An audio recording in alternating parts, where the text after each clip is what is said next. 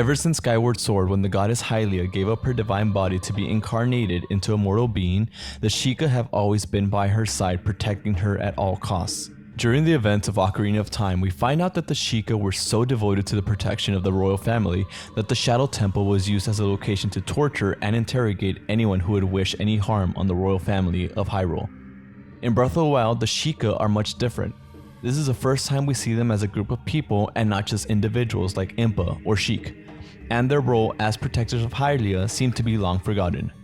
Although the Sheikah are very different in Breath of the Wild when compared to other games, their insignia remains the same, the eye symbol.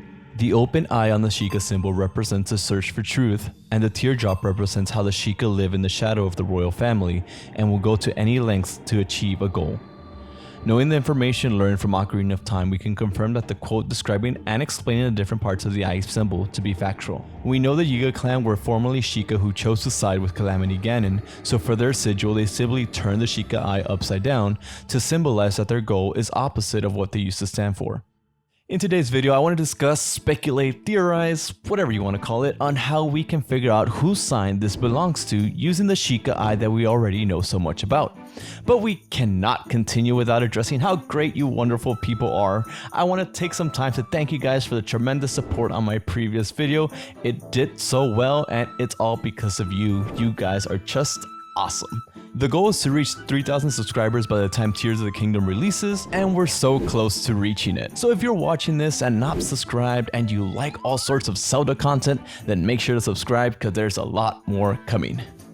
Now, using information from the trailers and making some quote-unquote educated inferencing, I believe we can come to some conclusion for who this symbol belongs to. According to many of you guys, it seems like this symbol belongs to the Zonai, or Skyward Zonai.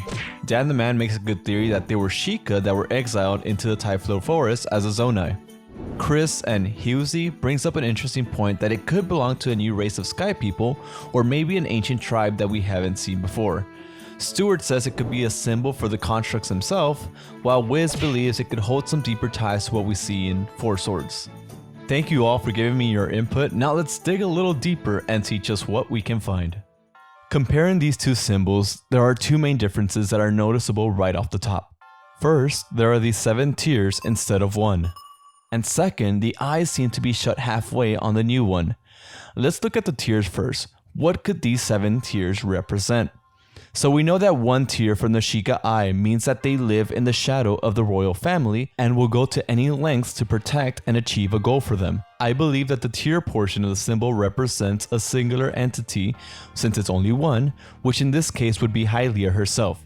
So with this symbol containing 7 tears, that means that this group made it their moral obligation to protect 7 entities. Now, who are these 7 entities? Well, I believe them to be everyone else that isn't under the protection of the Sheikah, being every individual in Hyrule. To be more exact, the Hylians, the Zora, the Gorons, the Rito, the Gerudo, the Zonai, and the Koroks, or the Kokiri. The 7 races of Hyrule that were thriving when this group was around. But you know what? I don't think this was simply only a secret group of protectors that warded off any evil that came upon Hyrule, but within the shadows they also maintained order and peace between all 7 of them. With this in mind, this leads me to believe that the people who made up this group of 7 individuals were from each race. So while the Sheikah protected the royal family within the shadows, this group of 7 individuals protected Hyrule from everyday threats such as monsters, evil wizards, or misguided civilians simply causing mayhem. But most importantly, I believe this group was instituted to maintain good relations between all the different races throughout the land. Now we went over what the 7 tears could represent, but what about the half-closed eye? In the Sheikah symbol, the open eye represents the search for truth. So you could say that a half-closed eye is not always necessarily in search of the truth. It is a very common trope that sacred groups usually ignore truths for the greater good of society. And I think this is a case of what this symbol means here. This group, like the Sheikah, may also have a dark past that they carry that was necessary to maintain peace within the kingdom. Now this group of individuals sound like they put the needs of their people before them and work through selfless acts. So what happened to them? Well, let's speculate a bit further. The simple answer, well, Ganondorf happened. The long answer, And again, this is all speculation, and I just want to share all these ideas because you guys are actually very good at filling in the blanks and making more sense of my crazy thoughts. So leave a comment below if you have any other thoughts or ideas that could potentially tie into what I am saying. So yeah, the long answer. As we all know, Ganondorf is the male whose birthright is to rule over the Gerudo tribe. He was in no way elected or chosen, but since he is the only male born into the tribe, that makes him their leader. So during this time, Ganondorf's evil inclination does not bode well with what the Seven-Eyed Group stands for. Since there is a Gerudo, a part of the 7th-tier group, they are probably the first to receive intel that the Gerudo King is on the move to obtain a power beyond anyone's imagination. Depending on the personalities of everyone in the group, there could be accusations thrown around which would create conflict and tension within them, which could lead to the unraveling of the group, and thus they easily perish at the hands of Ganondorf. Or, to make matters worse, Ganondorf himself could have made his way to be a part of the Seven-Eyed Group, gaining their trust, learning their ways, and thus destroying them from within. Whatever the case, knowing the power that Ganondorf holds, the 7th-tier group held no chance against the Demon King.